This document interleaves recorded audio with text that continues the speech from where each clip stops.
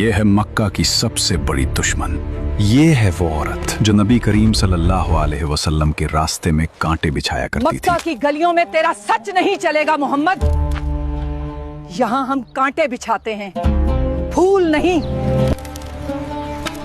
آج اسی گلی سے اس کا گزر ہوگا. جس راہ سے رحمت عالم صلی اللہ علیہ وسلم کا گزر ہونا ہوتا، وہاں وہ نفرت اور عداوت کے بیج بو دیا کرتی تھی. اس نے سمجھا تھا کہ وہ نور کو کانٹوں سے روک لے گی، مگر اسے خبر نہ تھی کہ کانٹے تو پھولوں کے راستے روک سکتے ہیں، خدا کے فیصلوں کو نہیں. آئیے جانتے ہیں ابو لہب اور اس کی بیوی ام جمیل کے اس دور کو جب مکہ کی گلیوں میں نفرت اور سرمایہ داری کا نشہ اپنے عروج پر تھا. یہ کہانی اس دور سے شروع ہوتی ہے جب مکہ کی فضاؤں میں پہلی بار لا الہ الا اللہ کی صدا گونجی. ارے کہاں جا رہے ہوں؟ تمہیں خبر نہیں؟ ایک سچے پیغام دینے والے نے پہاڑی پر سب کو بلایا ہے. مگر اس ہجوم میں دو ایسے چہرے بھی تھے جن کی آنکھوں میں نفرت اور غصہ اتر آیا تھا: ابو لہب اور اس کی بیوی ام جمیل. وہ جہاں قدم رکھیں گے وہاں میری نفرت کے کانٹے ہوں گے. 3 برس تک حضور اقدس صلی اللہ علیہ وسلم انتہائی پوشیدہ طور پر نہایت رازداری کے ساتھ تبلیغ اسلام کا فرض ادا فرماتے رہے. اس درمیان میں عورتوں میں سب سے پہلے حضرت بی بی خدیجہ رضی اللہ عنہا، اور آزاد مردوں میں سب سے پہلے حضرت ابو بکر صدیق رضی اللہ عنہ، اور لڑکوں میں سب سے پہلے حضرت علی رضی اللہ عنہ، اور غلاموں میں سب سے پہلے حضرت زید بن حارثہ رضی اللہ عنہم اجمعین ایمان لائے. 3 برس کی اس خفیہ دعوت اسلام میں مسلمانوں کی ایک جماعت تیار ہو گئی، اور خداوند تعالیٰ کا حکم ہوا کہ اے محبوب، آپ اپنے قریبی خاندان والوں کو خدا سے ڈرائیں. تو حضور علیہ السلام نے ایک دن کوہ صفا کی چوٹی پر چڑھ کر یا معاشر قریش کہہ کر قبیلہ قریش کو پکارا. جب سب قریش جمع ہو گئے تو آپ نے فرمایا کہ اے میری قوم، اگر میں تم لوگوں سے یہ کہہ دوں کہ اس پہاڑ کے پیچھے ایک لشکر چھپا ہوا ہے جو تم پر حملہ کرنے والا ہے، تو کیا تم لوگ میری بات کا یقین کر لو گے؟ تو سب نے ایک زبان ہو کر کہا کہ ہاں ہاں، ہم یقیناً آپ کی بات کا یقین کر لیں گے، کیونکہ ہم نے آپ کو ہمیشہ سچا اور امین ہی پایا ہے. آپ نے فرمایا کہ اچھا، تو پھر میں یہ کہتا ہوں کہ میں تم کو عذاب الہی سے ڈرا رہا ہوں، اور اگر تم لوگ ایمان نہ لاؤ گے تو تم پر عذاب الہی اتر پڑے گا. اس مجلس میں ابو لہب بھی تھا. وہ کہنے لگا، کیا ہمیں یہاں اسی لیے جمع کیا گیا تھا؟ تم نے آج ہمارا وقت برباد کیا اور ہمارے دین پر انگلی اٹھائی. تیرا ناس ہو! کیا اسی بےہودہ بات کے لیے تو نے پورے قریش کو پکارا تھا؟ یہ سن کر تمام قریش، جن میں آپ کا چچا ابو لہب بھی تھا، سخت ناراض ہو کر سب کے سب چلے گئے. ابو لہب کی اس بدتمیزی اور بربادی ہو تیری کہنے کے فوراً بعد آسمان سے فیصلہ آ گیا. اللہ تعالیٰ نے اسی وقت سورہ لہب نازل فرمائی، جس میں ابو لہب کی تباہی کی خبر دی گئی. تبت یدا ابی لہب وتب ما اغنى عنه ماله وما كسب سيصلى نارا ذات لهب وامرأته حمالة الحطب في جيدها حبل من مسد. یعنی ابو لہب کے دونوں ہاتھ ٹوٹ گئے اور وہ خود بھی ہلاک ہو گیا. نہ اس کا مال اس کے کام آیا اور نہ جو اس نے کمایا. وہ ضرور بھڑکتی ہوئی آگ میں داخل ہوگا، اور اس کی بیوی بھی جو لکڑیاں اٹھانے والی ہے. اس کی گردن میں مونچھ کی رسی ہوگی. یہ آسمانی فیصلہ سن کر وہ سدھرے نہیں، بلکہ ان کے تن بدن میں آگ لگ گئی. ابو لہب اور اس کی بیوی ام جمیل کی دشمنی اب جنون نہ بدل چکی تھی. ام جمیل مکہ کے طاقتور سردار ابو سفیان کی بہن تھی، جسے دنیا ام جمیل کے نام سے جانتی تھی. اس کے گلے میں ہر وقت ایک قیمتی ہار چمکتا رہتا تھا، لیکن اس کا دل اتنا ہی کالا تھا. اس بدبخت نے قسم کھا رکھی تھی کہ میں اپنا یہ قیمتی ہار بیچ کر محمد کی مخالفت اور دشمنی میں خرچ کروں گی. آئیے جانتے ہیں کہ اس گھر کے اندر کیا ہوتا تھا جہاں ام جمیل اور ابو لہب رہتے تھے. صرف چڑھانے سے کام نہیں چلے گا، میں ان کے راستوں کو جہنم بنا دوں گی. وہ جہاں قدم رکھیں گے وہاں میری نفرت کے کانٹے ہوں گے. ابو لہب ہر رات جب مکہ سو جاتا، یہ بدبخت عورت نکل آتی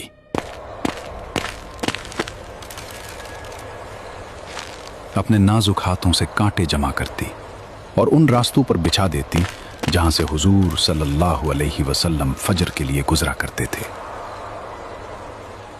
कुछ दिनों बाद जब उस मगरूर औरत ने सुना कि रब्बे कायनात ने उसका नाम लेकर उसे ईंधन ढोने वाली कहा है, तो उसका तकब्बुर पाश पाश हो गया। वो इंतकाम की आग में जलती हुई हाथ में पत्थर लिए हरम की तरफ भागी। उसका इरादा था कि माज़अल्लाह नबी करीम सल्लल्लाहु अलैहि वसल्लम को नुकसान पहुंचाए, लेकिन देखो कुदरत का करिश्मा। कहाँ है वो? मैंने सुना है वो मेरी बुराई करता है। खुदा की कसम, अगर मैंने उसे देख लिया तो ये पत्थर उसके मुंह पर दे मारूंगी। वो सामने खड़ी थी, हुजूर वहीं तशरीफ फरमा थे, मगर अल्लाह ने उसकी आंखों पर पर्दा डाल दिया। उसे अबू बकर तो नजर आए, मगर जाने आलम नजर ना आए। वो बड़बड़ाती हुई वापस लौट गई, क्योंकि जिसका मुहाफिज खुदा हो उसे कोई आंख नहीं देख सकती। दूसरी तरफ नबी करीम सल्लल्लाहु अलैहि वसल्लम को हुक्म दिया गया, आप अलैहिस्सलाम हक को अलल ऐलान बयान फरमाइए।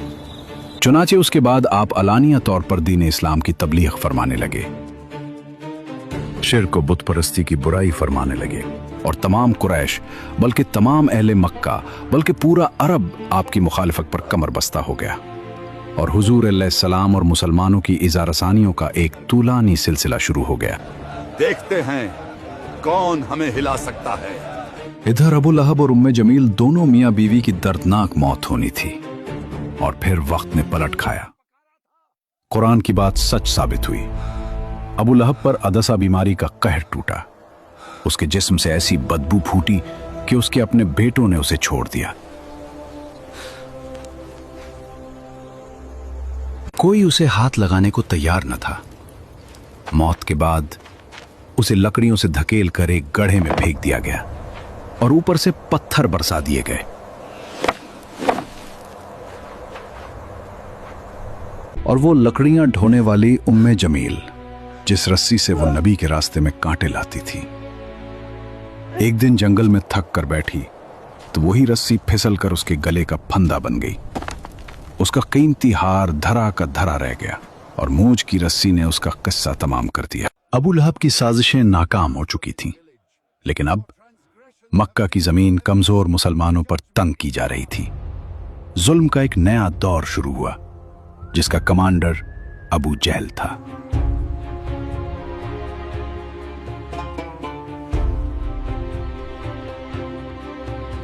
उनका फैसला था कि जो भी गरीब या गुलाम कलमा पढ़ेगा उसे इतनी तकलीफ दो कि वो मौत मांगे या इस्लाम छोड़े। कुफार मक्का खानदान बनु हाशिम के इंतकाम और लड़ाई भड़क उठने के खौफ से हुजूर अलैहिस्सलाम को कत्ल तो नहीं कर सके, लेकिन तरह तरह की तकलीफों और ईज़ा रसानियों से आप पर जुल्म और सितम का पहाड़ तोड़ने लगे। अगर वो मक्का की किसी गली में नजर आए तो उसे एहसास दिलाओ कि ये शहर उसका नहीं है। उसकी आवाज को दबा दो, उसके रास्ते में रुकावटें खड़ी कर दो, ताकि मक्का में कोई उसकी बात सुनने की हिम्मत ना करे।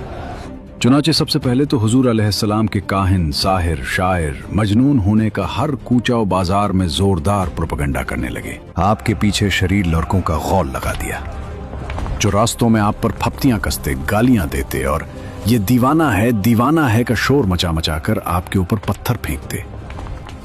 कभी कुफारे मक्का आपके रास्तों में कांटे बिछाते, कभी आपकी मुकद्दस और नाजुक गर्दन में चादर का फंदा डालकर गला घूटने की कोशिश करते। एक मर्तबा जबकि हुजूर अलैहिस्सलाम हरम काबा में नमाज पढ़ रहे थे, ऐन हालत नमाज में अबू जहल ने कहा कि कोई है जो आले फलां के ज़िबा किए हुए ऊंट की ओझड़ी लाकर सजदा की हालत में उनके कंधों पर रख दे। ये सुनकर उक़बा बिन अबी मुअयत काफिर उठा और उस ओझड़ी को लाकर हुजूर अलैहिस्सलाम के दोशे मुबारक पर रख दिया। हुजूर पाक अलैहिस्सलाम सजदे में थे। देर तक ओझड़ी कंधे और गर्दन पर पड़ी रही और कुफ्फार ठट्ठा मार मार कर हंसते रहे और मारे हंसी के एक दूसरे पर गिर गिर पड़ते रहे। आखिर हजरत बीबी फातिमा रदियल्लाहु ताला, जो उन दिनों अभी कम सिन लड़की थी, आए और उन काफिरों को बुरा भला कहते हुए उस ओझड़ी को आपके दोशे मुबारक से हटा दिया।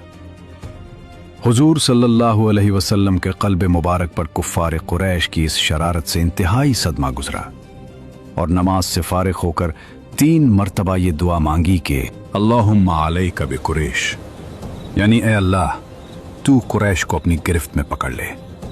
फिर अबू जहल, अक़बा बिन रबिया, शैबा बिन रबिया, वलीद बिन उक़बा, उमैया बिन खल्फ का नाम लेकर दुआ मांगी कि इलाही तू उन लोगों को अपनी गिरफ्त में ले ले। हजरत बिलाल रजी अल्लाह अन्हु, जो उमैया बिन खल्फ काफिर के गुलाम थे, उनकी गर्दन में रस्सी बांधकर कूचा बाजार में उनको घसीटा जाता था। उनकी पीठ पर लाठियां बरसाई जाती थी और ठीक दोपहर के वक्त तेज धूप में गरम गरम रेत पर उनको लिटाकर इतना भारी पत्थर उनकी छाती पर रख दिया जाता था कि उनकी जबान बाहर निकल आती थी। उमैया काफिर कहता था कि इस्लाम से बाज आ जाओ वरना इसी तरह घुट घुट कर मर जाओगे। मगर इस हाल में भी हजरत बिलाल रजी अल्लाह अन्हु की पेशानी पर बल नहीं आता था और बुलंद आवाज से कहते थे, खुदा एक है, खुदा एक है। हजरत अम्मार बिन यासिर रजी अल्लाह को गरम गरम बालों पर चित लिटाकर कुफ्फार कुरैश इस कदर मारते थे कि ये बेहोश हो जाते थे। उनकी वालिदा हजरत बीबी सुमैया को इस्लाम लाने की बिना पर अबू जहल ने उनकी नाफ के नीचे ऐसा नेजा मारा कि ये शहीद हो गई। हजरत जनीरा रजी अल्लाह अन्हा हजरत उमर रजी अल्लाह अन्हु के घराने की बांदी थी। ये मुसलमान हो गईं तो उसको इस कदर काफिरों ने मारा कि उनकी आंखें जाती रहीं। मगर खुदावंद ताला ने हुजूर अक़दस सल्लल्लाहु अलैहि वसल्लम की दुआ से फिर उनकी आंखों में रोशनी अता फरमा दी। तो मुशरिकीन कहने लगे, ये मोहम्मद के जादू का असर है। हजरत अबू ज़र गफारी रज़ी अल्लाह ताला अन्हु जब दामन इस्लाम में आए तो मक्का में एक मुसाफिर की हैसियत से कई दिन तक हरम काबा में रहे। ये रोजाना जोर जोर से चिल्ला चिल्ला कर अपने इस्लाम का ऐलान करते थे और रोजाना कुफार कुरैश उनको इस कदर मारते थे कि ये लहूलहान हो जाते थे और इन दिनों में आब जमजम के सिवा उनको कुछ भी खाने पीने को नहीं मिला। वाज़ेह रहे कि कुफार मक्का का ये सलूक सिर्फ गरीबों और गुलामों ही तक महदूद नहीं था, बल्कि इस्लाम लाने के जुर्म में बड़े बड़े मालदारों और रईसों को भी उन जालिमों ने नहीं बख्शा। अगर ये वीडियो आपको पसंद आए हो तो लाइक जरूर करें, कमेंट में बताएं अगली वीडियो किस कहानी पर बनाएं और ऐसी हकीकी कहानियों के लिए चैनल को फॉलो करें।